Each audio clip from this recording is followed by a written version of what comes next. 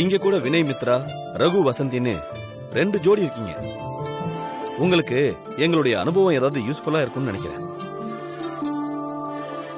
ஆமா பயங்கர யூஸ்ஃபுல்லா இருக்கும். அவங்களுக்கு யூஸ்ஃபுல்லா இருக்கோ இல்லையோ, எனக்கு பயங்கர யூஸ்ஃபுல்லா இருக்கும். சும்மா ஒரு பேச்சு கேட்டேன் மாமா. கல்யாணம் பண்ணிக்கணும்னு ஆசையோடு இருந்தேன். நீங்க சொன்ன கேட்டது எனக்கு பயமா இருக்கு. ஆண்டவா, ஒருவேளை எனக்கு கல்யாணம் பண்ணா நீ தானே காப்பாற்றணும். உனக்கு பொண்ணே கிடைக்காது.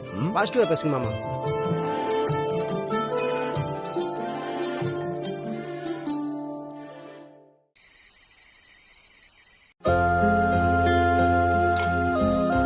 தாரணி சாப்பிட்டாளா? அவ எங்க சாப்பிடுறா? முழுசா 2 இட்லி கூட சாப்பிடல. போதும்னு புத்தகத்தை எடுத்து வச்சுட்டு உட்கார்ந்துட்டான். சின்ன பிள்ளைங்க அப்படிதான் இருக்கும். நீதான் நயமா பேசி 2 வாய் சாப்பிட வைக்கணும். ஆமா ஆமா, அவ பால் வடிக்க போற பாப்பா பாருங்க, நான் அவளுக்கு தாலாட்டு பாடி ஊட்டி விடுறதுக்கு. சரி, மித்ரா போன் பண்ணுச்சா? அவ எங்க எனக்கு போன் பண்றா? நான் தான் போன் பண்ணி அவகிட்ட பேசிட்டே இருக்கேன். வேலை முடிஞ்சு 9 மணிக்கு மேலதான் ஹாஸ்டலுக்கே வருவா. நானே இன்னைக்கு அவளுக்கு போன் பண்ணணும்னு நினைச்ச, மறந்தே போயிட்டேன். இருங்க, நான் போய் பேசிட்டு வரேன். நீங்க சாப்பிடுங்க. இட்லி இங்க இருக்க, எடுத்துக்கோங்க.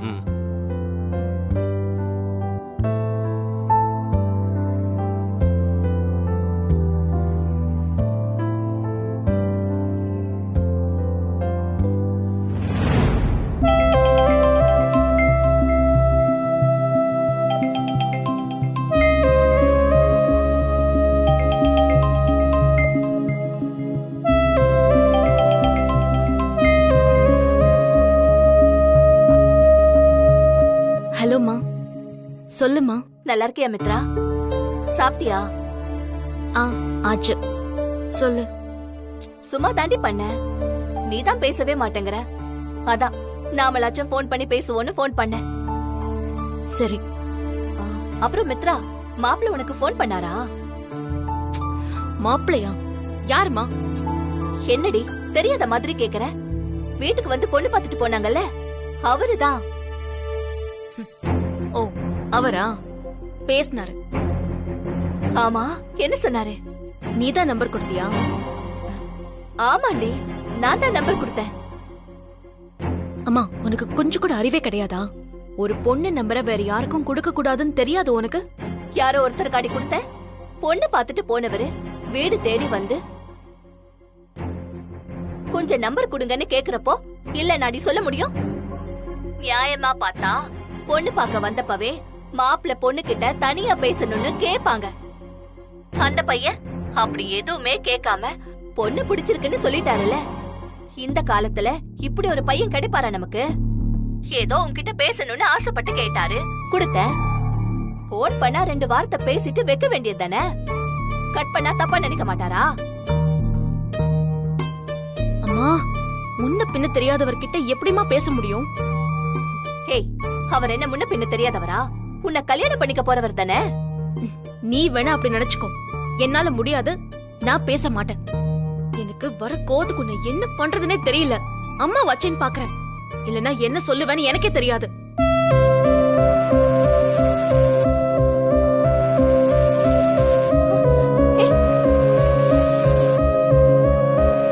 ரொம்ப திமிரேறி போச்சு வெளுக்கு. அம்மா, 2 இட்லி வைமா. இவர் ஒருத்தர் வரங்க.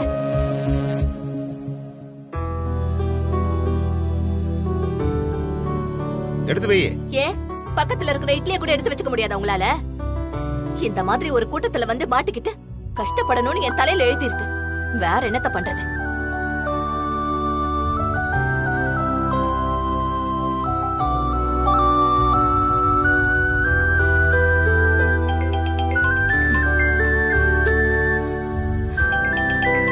பேசிட்டு வைக்கல, அதுக்குள்ள கால் பண்ணிட்டான்.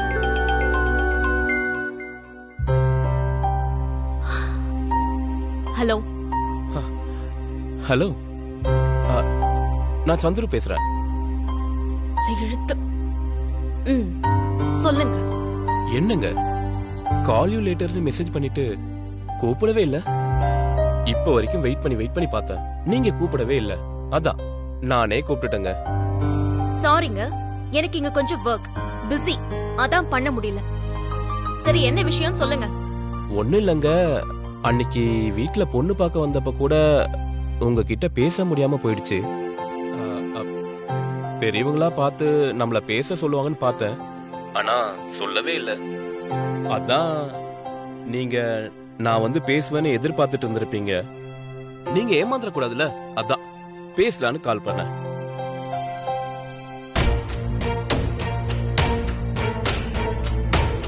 இல்ல, நான் காத்துட்டு இருக்கல, ஏமாந்தும் போல. புரியுது. பொண்ணுங்க நீங்க உங்களோட ஆசைய வெளியே சொல்ல மாட்டீங்க, ஆனா அத புரிஞ்சுக்கிட்டு பேசுறவன் தானே ஒரு நல்ல பார்ட்னரா இருக்க முடியும். நீங்க என்ன தப்பா புரிஞ்சுக்கிட்டீங்கன்னு நினைக்கிறேன். நீங்க நினைக்கிற மாதிரிலாம் எனக்கு இந்த கல்யாணத்துல விருப்பமே இல்ல. எனக்கே தெரியாம என் அம்மா அப்பா இந்த ஏற்பாட்டை பண்ணிட்டாங்க. பெரியவங்க சொல்லிட்டாங்களேன்னு நீங்க இதையே நம்பிட்டு இருக்காதீங்க. வீட்ல சொல்லி வேற பொண்ணு பாருங்க. ஏங்க இப்படி டக்குன்னு கோச்சுக்கிறீங்க? நான் சும்மா ஒரு பேச்சுக்கு தானே அப்படி சொன்னேன். நான் இப்ப போன் பண்ணது எதுக்குன்னா, ரெண்டு வீட்டு சைட்லயும் பெரியவங்க 1000 பேசிப்பாங்க, ஆனா கல்யாணம் பண்ணிக்கிட்டு வாழ போறது நீங்களும் நானும் தானே. இங்க பாருங்க, அப்படி ஒரு எண்ணம் உங்களுக்கு இருந்தா அத வேரோட புடுங்கி எரிஞ்சிருங்க. அது நடக்காது. ஹலோ, ஏங்க இப்படி அவசரப்படுறீங்க? நான் சொல்லி முடிக்கவே இல்ல, ஒரு பேச்சுக்கு தாங்க சொல்றேன். கல்யாணம் பண்ணிக்கிட்டு வாழ போறது நீங்களும் நானும் தான், அதனால நாம 2 பேரும் பேசிதான் ஒரு முடிவுக்கு வர முடியும். இல்லங்க, நான் ஆல்ரெடி முடிவு பண்ணிட்டேன். நான் இப்போதைக்கு கல்யாணம் பண்ணிக்கிற ஐடியாலே இல்ல. என்னை விட்டுட்டு நீங்க வேற ஒரு பொண்ணை பார்க்க ஆரம்பிச்சிருங்க, அதுதான் உங்களுக்கு நல்லது. சரி, நீங்க ஏதோ ஒர்க் டென்ஷன்ல இருக்கீங்க போல, அதான் படபடப்பா பேசுறீங்க. ஒன்னும் பிரச்சனை இல்ல, நாளைக்கு உங்களுக்கு கால் பண்றேன். Okay, bye, good night.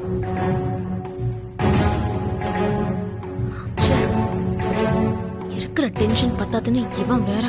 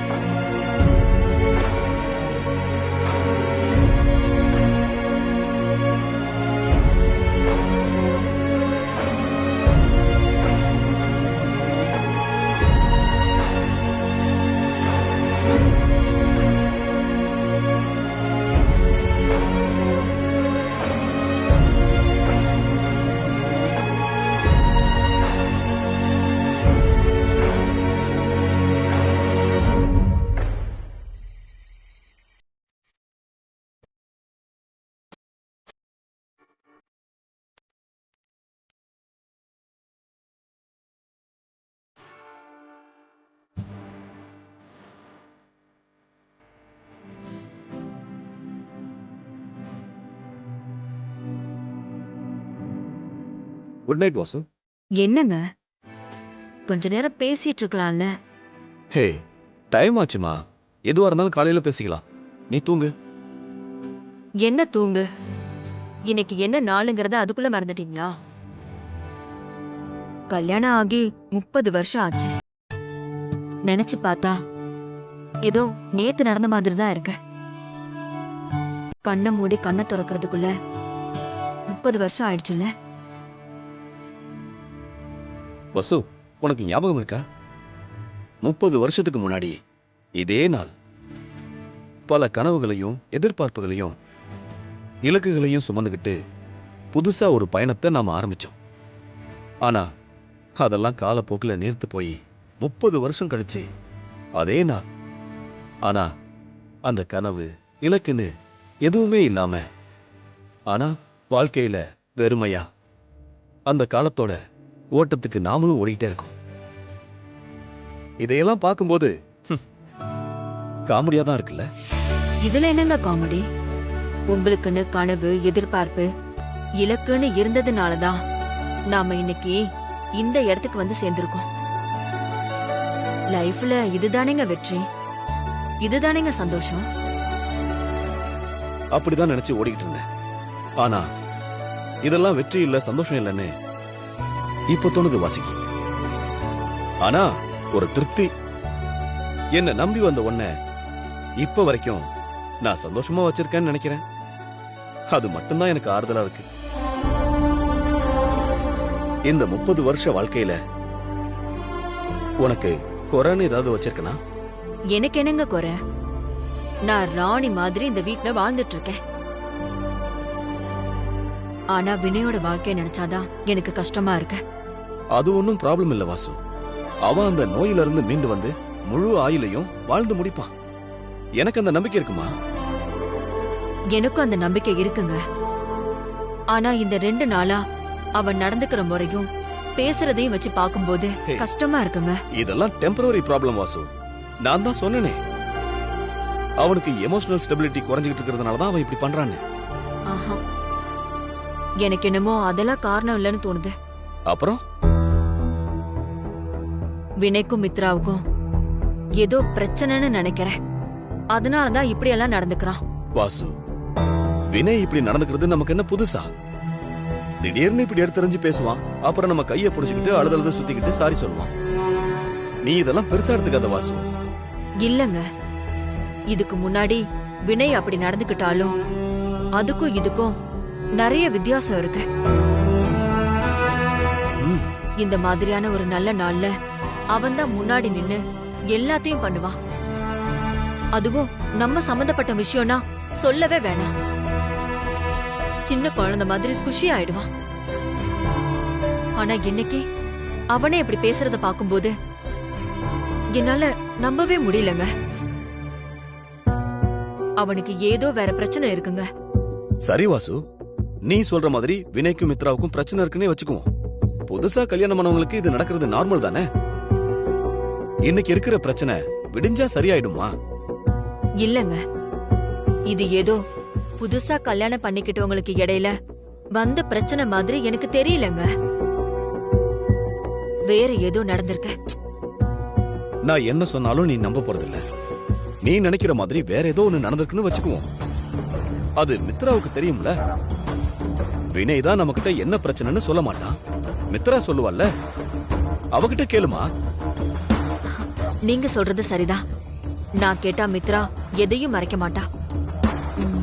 நான் நாளைக்கு அவகிட்ட கேக்குறேன். மேடம், இப்போ ஓகே தானே? நிம்மதியா தூங்கு. Good night.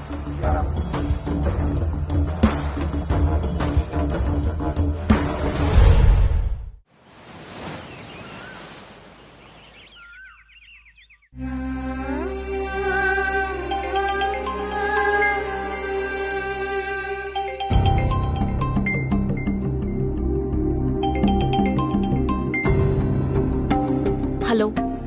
Hi Mithra, Chandru is here.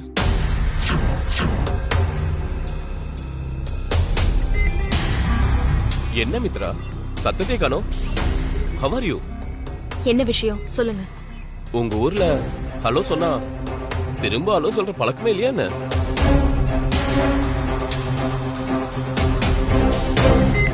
Chandru, எனக்கு வேலை இருக்கு.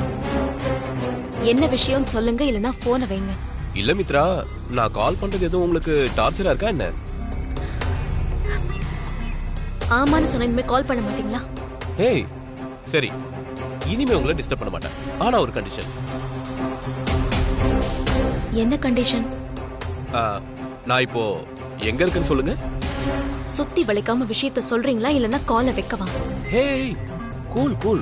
ஏன் நான் இப்ப உங்களை பார்க்க சென்னைக்கு வந்திருக்கேன்.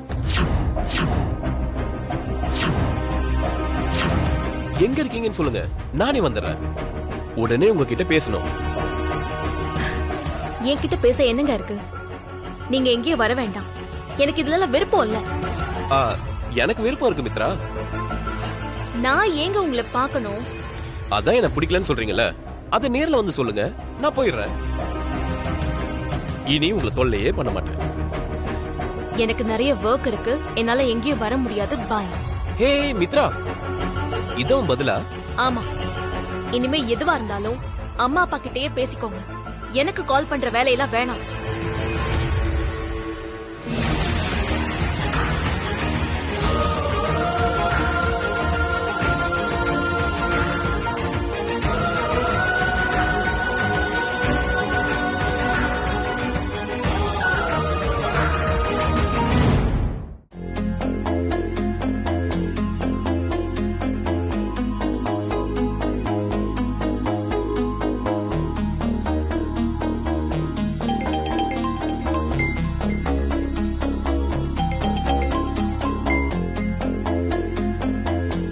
சொல்லுமா. மித்ரா, மாப்பிள்ள உனக்கு போன் பண்ணாரா? அந்த ஆள மாப்பிள்ளன்னு சொல்லாதான்னு எத்தனை தடவை சொல்லிருக்க உன்கிட்ட. ஏமா இப்படி நீயும் படுத்துற? இவ ஒருத்தி. சரி, அவர் சென்னைக்கு தான் வந்திருக்காரா? உன்னை ஒரு வாட்டி வந்து பார்க்கணும்னு சொல்றாரு. போய் கொஞ்சம் பார்த்துட்டு வந்துருமா? அம்மா, நான் எதுக்குமா அவரை போய் பார்க்கணும்? என்ன மித்ரா பேசுற? நம்ம வீட்டுக்கு பொண்ணு பார்க்க வந்தவங்க உன்னை பார்க்கணும்னு சொல்றதுல என்ன தப்பு? அவங்க என்ன திருட்டுத்தனமாவா உன்னை பார்க்க வந்திருக்காங்க? எங்க கிட்ட கேட்டுதானே உன்னை பார்க்கணும்னு சொல்றாங்க. அவங்க அந்நியமா இருந்தாலும் பரவாயில்லம்மா, நமக்கு தூரத்து சொந்தம், நல்ல குடும்பம்டி அவங்க. இந்த காலத்துல இப்படி ஒரு பையன் கிடைக்கிறதே பெரிய விஷயம். உன்கிட்ட அவரு போன்ல பேசணும்னாலும் கூட எங்க கிட்ட ஒரு வார்த்தை சொல்லிட்டு தான் உனக்கு போனே பண்றாரு. இப்படி ஒரு பையனை பிடிக்கலன்னு சொல்லிட்டு இருக்கியேம்மா. நான் என்ன சொன்னாலும் அம்மா கேட்க போறதில்ல. அவர் நல்ல பையன் அப்படி இப்படின்னு சர்டிபிகேட் கொடுத்துக்கிட்டே தான் இருப்பாங்க. அதுக்கு பேசாம அவரை போய் பார்த்து, எனக்கு இந்த கல்யாணத்துல இஷ்டம் இல்ல, நீங்க வேற பொண்ணை பாத்துக்கோங்கன்னு சொல்லிட்டு வந்துட வேண்டியதான். சரி, போய் தொலைறேன். சரிம்மா, போய் பார்த்துட்டு வந்து என்ன ஏதுன்னு எனக்கு போன் பண்ணி சொல்லேன்னு. சரி.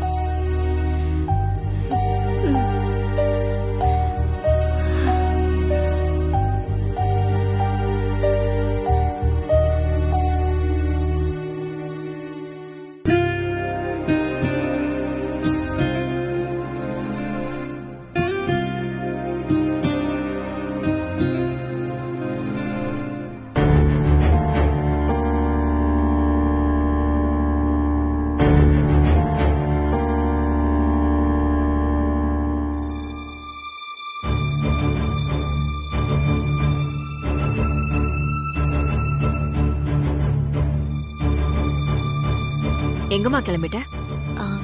கோயிலுக்குமா. என்னம்மா திடீர்னு? இன்னைக்கு ஏதாச்சும் விசேஷமா?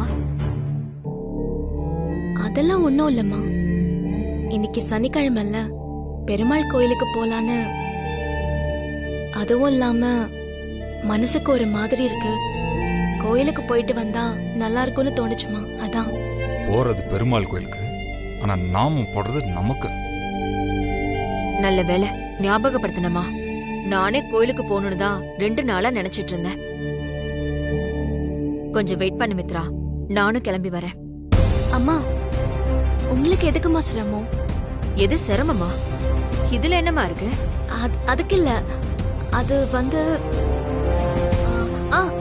இன்னைக்கு சனிக்கிழமை விசேஷ நாள் இல்லையா? கோயில் செம்ம கூட்டமா இருக்கும். நீங்க அங்க வந்து கூட்டத்துல கஷ்டப்பட வேண்டாம்ல.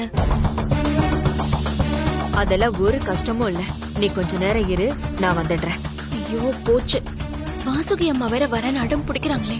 அங்க அந்த சந்திர வேற என்ன பார்க்கணும் டார்ச்சர் பண்ணிட்டு இருக்கான். அம்மா வந்தா காரியமே கெட்டு போயிடும்.